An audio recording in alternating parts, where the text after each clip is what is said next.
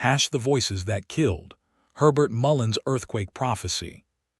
The body was still warm when they found the tent.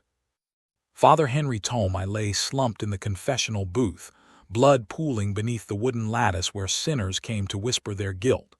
His hands were folded as if in prayer, but the rosary beads tangled between his fingers were slick with red. The smell of incense mixed with copper. Someone had lit candles before they left. The church was silent except for the drip, drip, drip of blood hitting stone. The altar boys found him first. They'd come early to prepare for morning mass, chattering about a basketball game, their voices echoing through the empty sanctuary. Then they saw the confessional door hanging open, saw the blood trailing across the marble floor like a dark ribbon. One of them screamed. The other ran for help. By the time police arrived, the candles had burned down to stubs.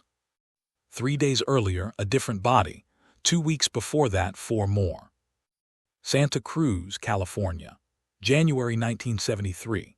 A coastal town where college students surfed between classes and retirees watched sunsets from their porches, where the University of California campus sprawled across hills dotted with redwoods, the kind of place where people left their doors unlocked, where neighbors borrowed sugar and returned it with cookies, where violence was something that happened somewhere else, in Los Angeles, in San Francisco, in the big cities where danger lived.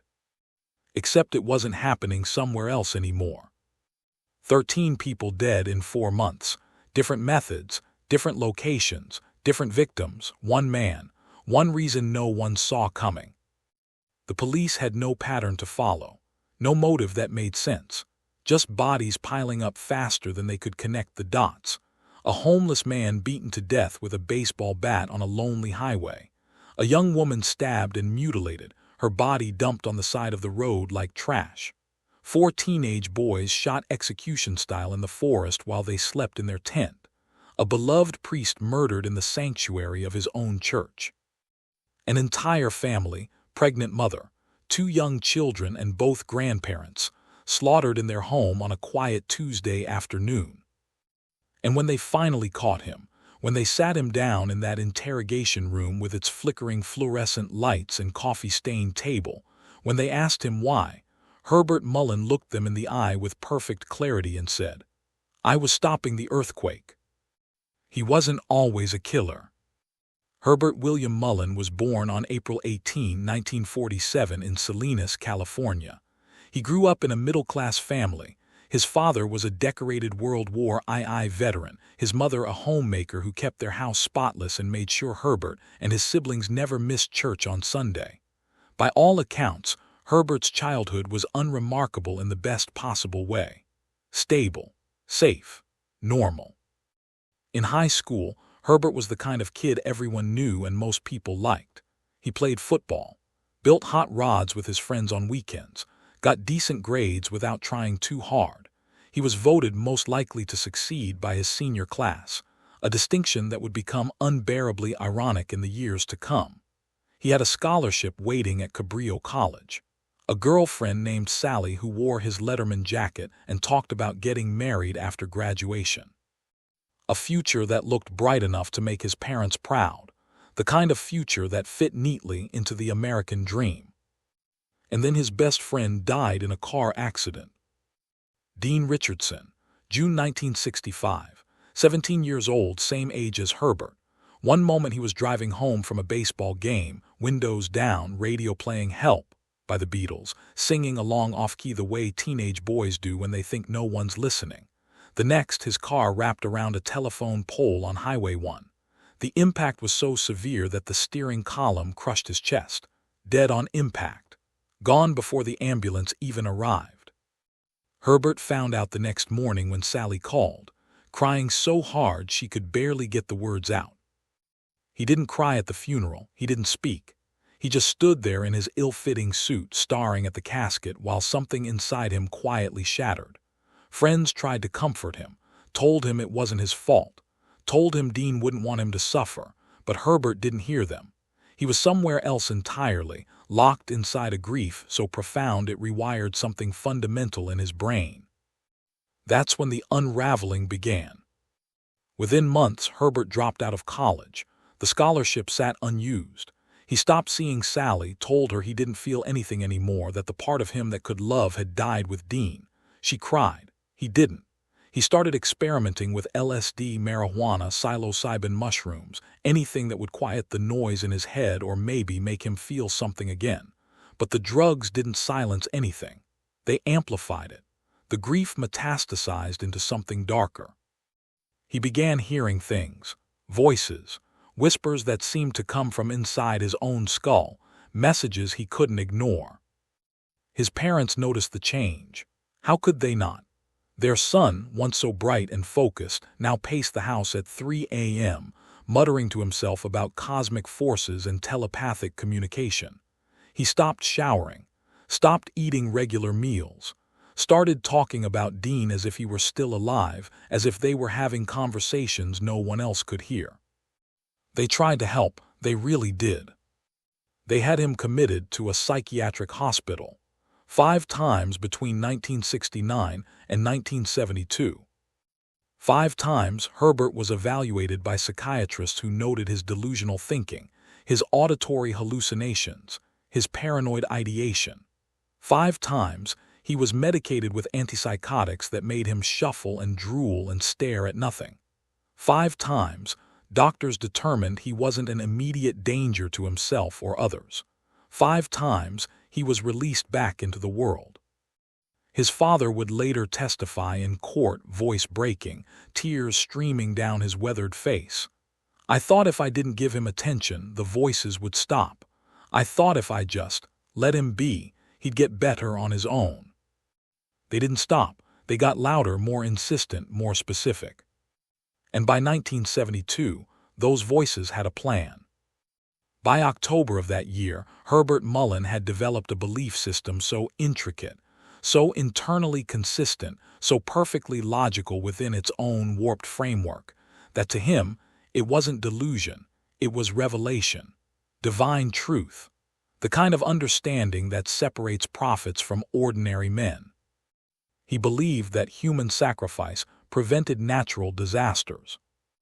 The logic, twisted as it was, had a certain structure. It started with World War II.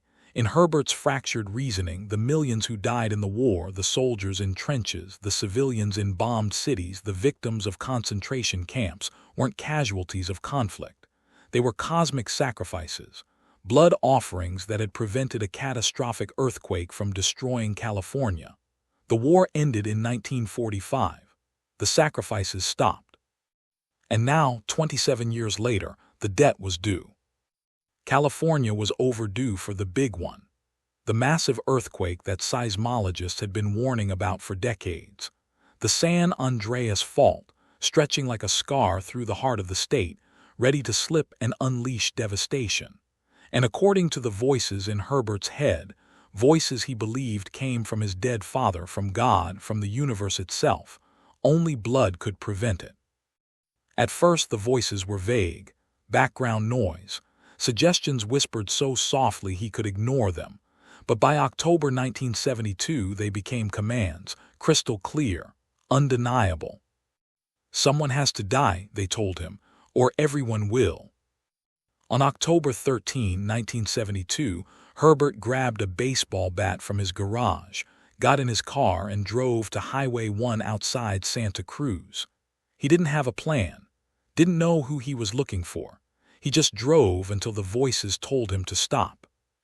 He found Lawrence White walking along the shoulder of the road, a homeless man, maybe 60 years old, wearing 3 jackets despite the mild California weather, carrying everything he owned in a tattered backpack.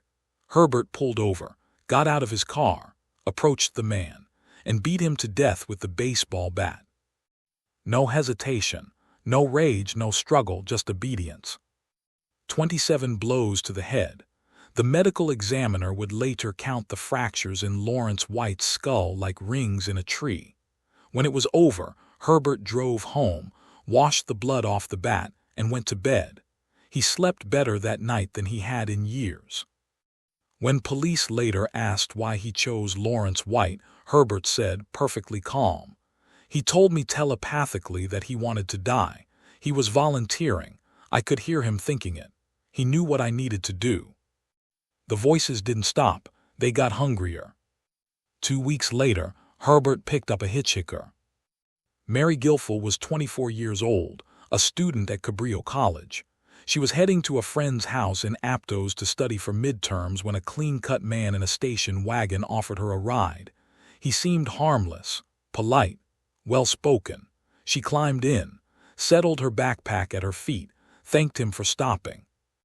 She never made it to her destination.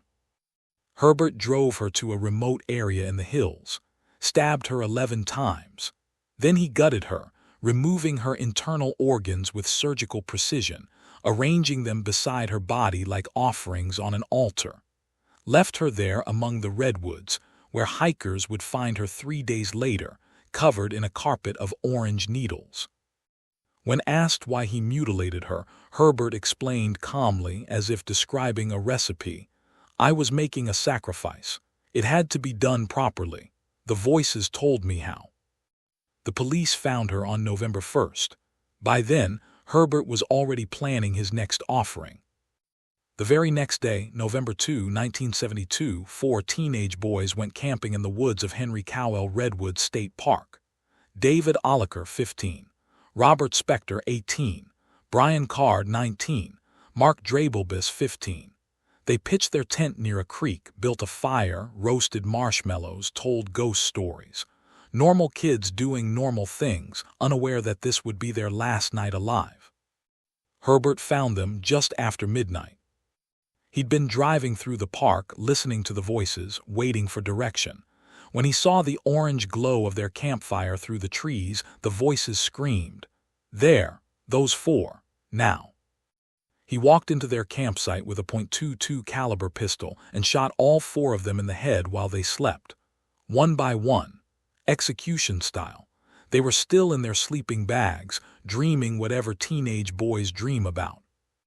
4 boys, 4 bullets, 4 sacrifices. Herbert would later say with absolute conviction, "I heard them thinking. They knew what I was there to do. On some level they accepted it. They understood." The police were baffled. 4 victims with no connection to each other except bad luck. No robbery, no sexual assault, no apparent motive. They didn't know they were looking for one man. They didn't know he was just getting started. But the voices didn't stop. They demanded more, always more. January 25, 1973. Father Henri Tomei was hearing confessions at St. Mary's Church. It was a Thursday afternoon. The church was mostly empty. A few elderly parishioners sat in the pews, praying the rosary, their whispered Hail Marys echoing softly. Father Tomei sat in the confessional waiting. He'd been a priest for 32 years, had heard thousands of confessions, sins both mundane and horrifying. He'd learned to listen without judgment, to offer absolution without condemnation. Herbert Mullin walked in, knelt in the booth, and instead of confessing his sins, he stabbed the priest to death. 5 times in the chest, once in the neck. The blade went through Father Tomei's lung, his heart, his throat. He died before he could scream, slumping against the wooden partition, blood seeping through the lattice like dark wine. Herbert left the knife on the altar, lit a candle beside it, crossed himself, and walked out through the main doors as if he'd just attended Mass. He was part of the sacrifice, Herbert later explained to police, his voice steady, rational. "God told me so. He was a holy man, that made it count more." But God, or whatever voice Herbert was hearing, wasn't finished. 3 days later, Herbert knocked on the door of a house he'd never been to before. He'd driven through the neighborhood, letting the voices guide him until they told him to stop. This house, this family. A woman answered. Her name was Kathy Francis. She was 29 years old and 8 months pregnant, her belly swollen beneath a flower-print dress. She smiled when she opened the door, assuming he was selling something or looking for directions. Herbert forced his way inside. Kathy's 2 sons were in the living room, playing with toy cars on the carpet, 4 years old and 9. Her mother and father were visiting from Oregon, helping prepare for the new baby. They were in the kitchen making lunch, arguing good-naturedly about whether to add oregano to the spaghetti sauce. Herbert shot all 5 of them. He walked from room to room, methodical, calm, like he was checking items off a grocery list. Kathy first in the hallway before she could scream. Then the children, who looked up at him with confusion rather than fear, too young to understand what the gun meant. Then the grandparents, who'd come running at the sound of the first shots. 5 people, 6 if you count the unborn baby. When it was over, Herbert sat down on the couch, looked around at the toys scattered on the floor, the half-finished puzzle on the coffee table, the photos on the wall of a family that no longer existed, birthday parties, Christmas mornings, graduations, all those moments, all that love, ending in this one afternoon of incomprehensible violence. Then he left, closed the door gently behind him, drove home. When police found the scene hours later, called by a neighbor who'd heard the shots, one officer vomited in the front yard. Another quit the force 2 months later, unable to sleep, unable to stop seeing those 2 little boys on the carpet. The youngest victim never even got a name. Kathy's unborn daughter died with her, buried in the same casket. Herbert would later say that the baby was the most important sacrifice of all. It was natural, he explained, pure, unblemished by sin. That's what made it work. February 6, 1973. Fred Perez was delivering firewood to a house in Santa Cruz.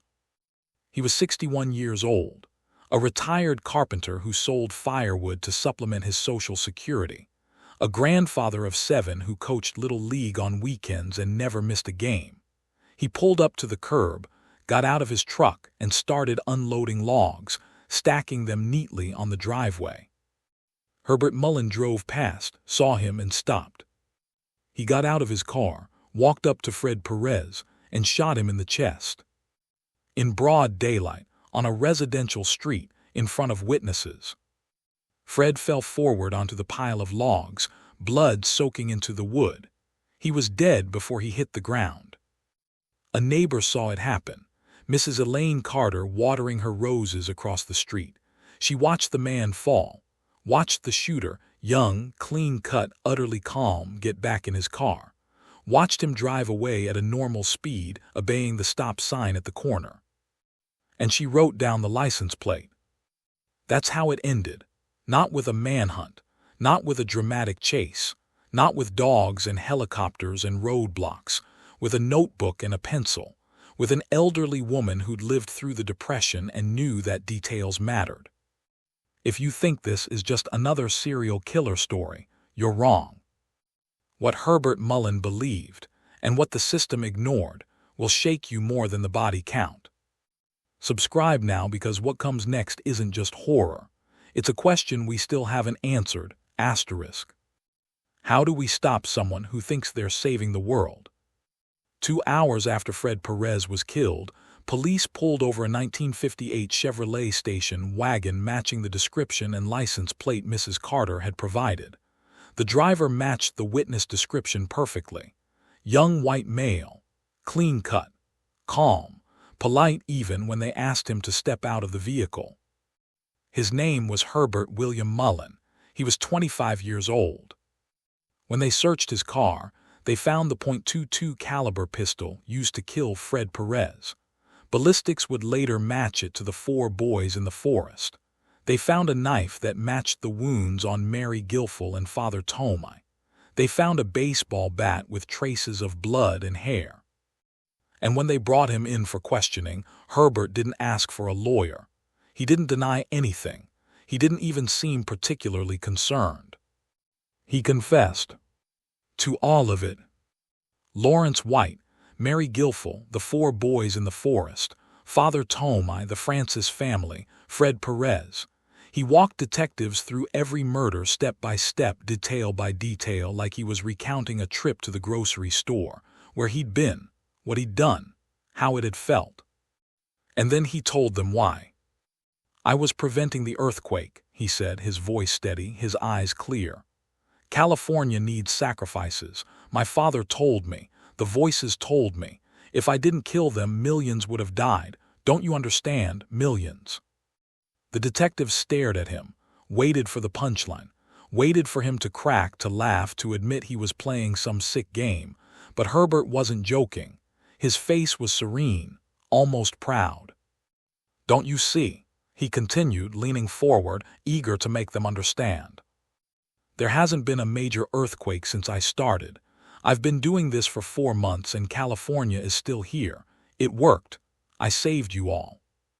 One detective leaned back in his chair, rubbing his face with both hands.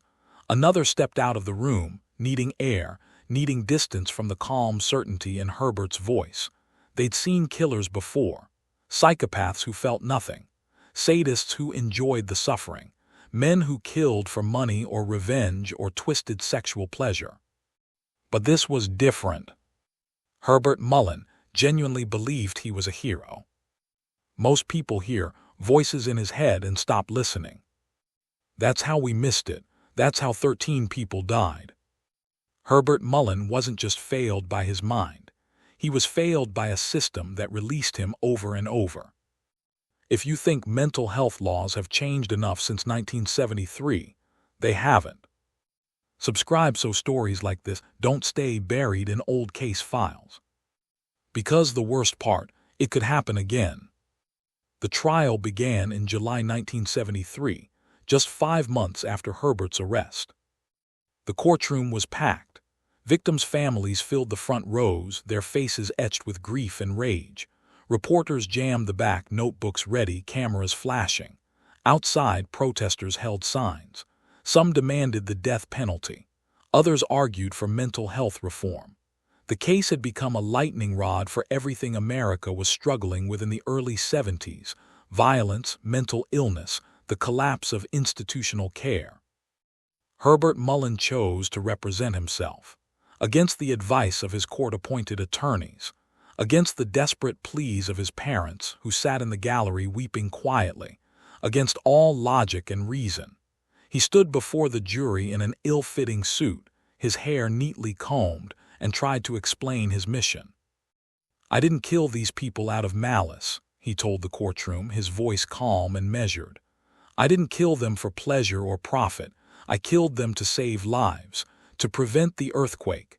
If you understood the cosmic balance, if you could hear what I hear, you'd see I'm not a murderer. I'm a protector."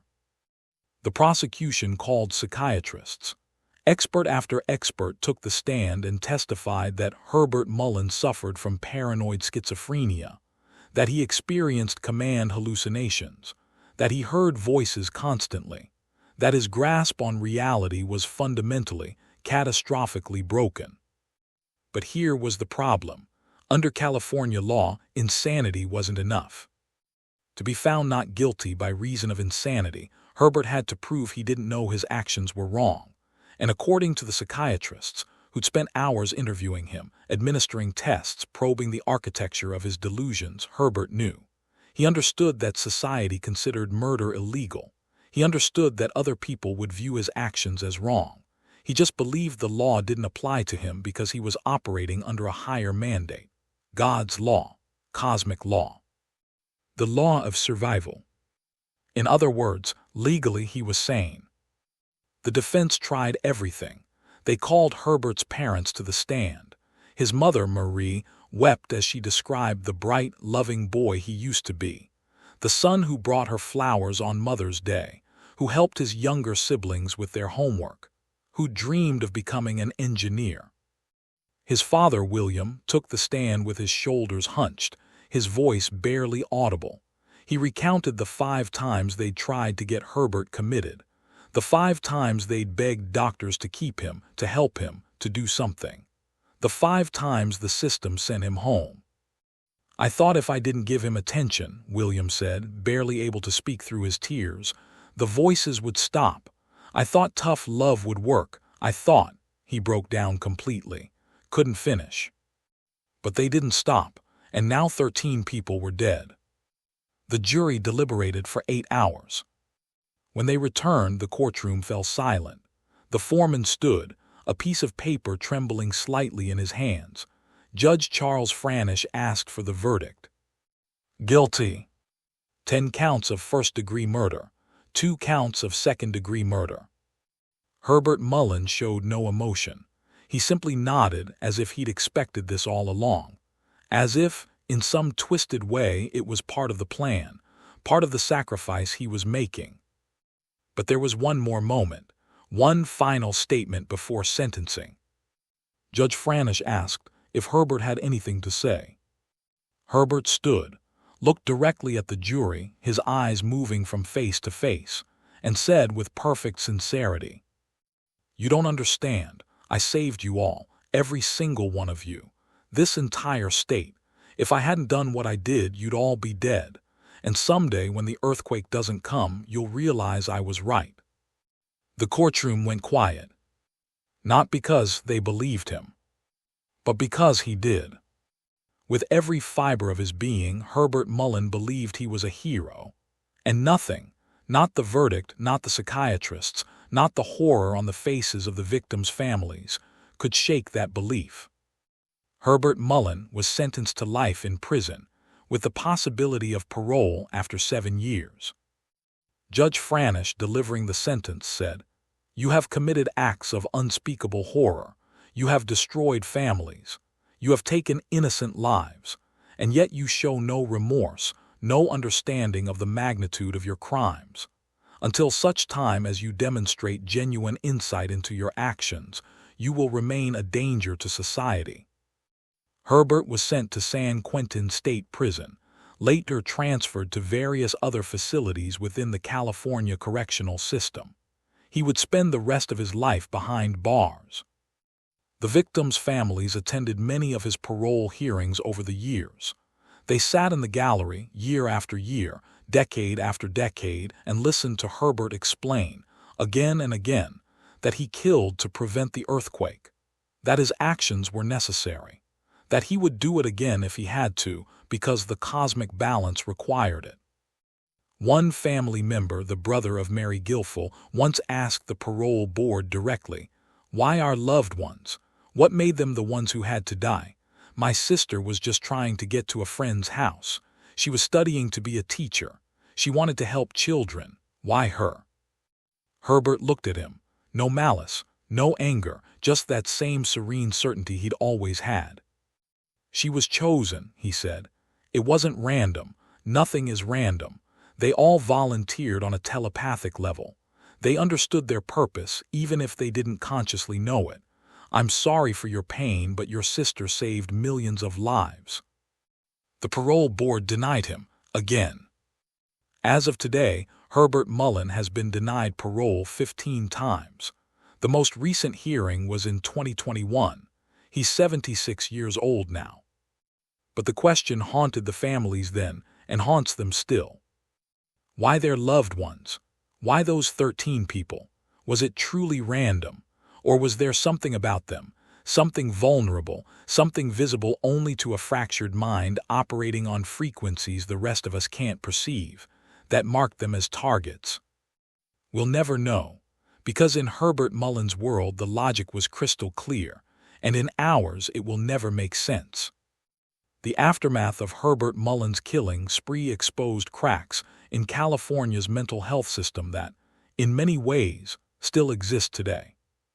In the early 1970s, California was in the midst of deinstitutionalization, a sweeping movement to close down large psychiatric hospitals and shift care to community-based programs. The Lanterman-Petra Short Act of 1967 had made it significantly harder to commit someone involuntarily. The idea was noble: treat people in less restrictive environments, give them dignity, freedom, respect their civil liberties. Don't warehouse them in asylums like the bad old days. But the funding never followed. Community mental health programs were chronically underfunded. Clinics were overworked, understaffed, overwhelmed. And people like Herbert Mullin, clearly dangerous, clearly unwell, clearly in need of intensive long-term treatment, slipped through the cracks, again and again and again. 5 times he was hospitalized. 5 times he was evaluated. 5 times doctors noted his delusional thinking, his hallucinations, his deteriorating mental state, and 5 times he was released. Not because he was cured, not because he was stable, not because anyone genuinely believed he was okay, but because there were no beds, no long-term facilities, no legal grounds to hold him unless he posed an imminent threat. By the time he became an imminent threat, 13 people were already dead. The families of his victims fought for change. They testified before state legislators. They lobbied for stricter involuntary commitment laws, for better funding, for some kind of middle ground between locking people up forever and releasing them to hurt themselves or others. Some changes were made. Laura's Law, passed in 2002, allowed for court-ordered outpatient treatment, but implementation was spotty, funding insufficient. Not enough, never enough. Today, the same patterns repeat across America. Mass shootings committed by individuals with documented histories of mental illness. Families desperately trying to get their loved ones help, hitting wall after wall of bureaucracy and lack of resources. A system that waits until violence occurs before it intervenes, and even then, often fails. Herbert Mullin's case isn't just history. It's a warning we keep ignoring. If this case haunts you, don't just close the tab. Subscribe so we keep telling the stories that expose the cracks in the system. The victims' families never got their why, but we can make sure their names aren't forgotten. And if you won't subscribe, tell us in the comments why. Maybe you think we talk about killers too much. Maybe you think it glorifies violence. We'll listen, but silence is what let Herbert Mullin kill 13 times. Herbert Mullin is still alive. He's 76 years old now, still in prison, still applying for parole every few years, as is his legal right, still telling the same story he's been telling for 5 decades. At his last parole hearing in 2021, he sat before the board, gray-haired now, his face lined with age, his hands shaking slightly from decades of antipsychotic medication, and said the exact same thing he's always said. I prevented the earthquake. I saved California. I saved millions of lives. The parole board asked if he felt remorse for the 13 people he killed. He paused, thought about it as if genuinely considering the question for the first time, then shook his head slowly. How can I feel remorse for saving millions of lives? Would you feel remorse for killing one person if it meant saving 1,000, 1,000,000? That's what I did. I made the hard choice, the necessary choice. The board asked if he still heard voices. Yes, he said simply. They never stopped. They tell me I did the right thing. The board asked if, given the chance, he would do it again. Herbert looked each board member in the eye. If it was necessary, yes, of course, wouldn't you? Parole denied. He'll apply again in a few years, and the answer will be the same. It always is. Because somewhere in a California prison, a man still believes he's a hero, that the 13 people he killed, the homeless man, the young student, the 4 boys, the priest, the pregnant mother and her family, the grandfather delivering firewood, were willing sacrifices, that the voices in his head were divine instructions, that he saved the world. And no therapist, no medication, no jury, no parole board, no amount of time has ever been able to change his mind. The delusion is complete, unshakable, eternal. So the question isn't whether Herbert Mullin is insane.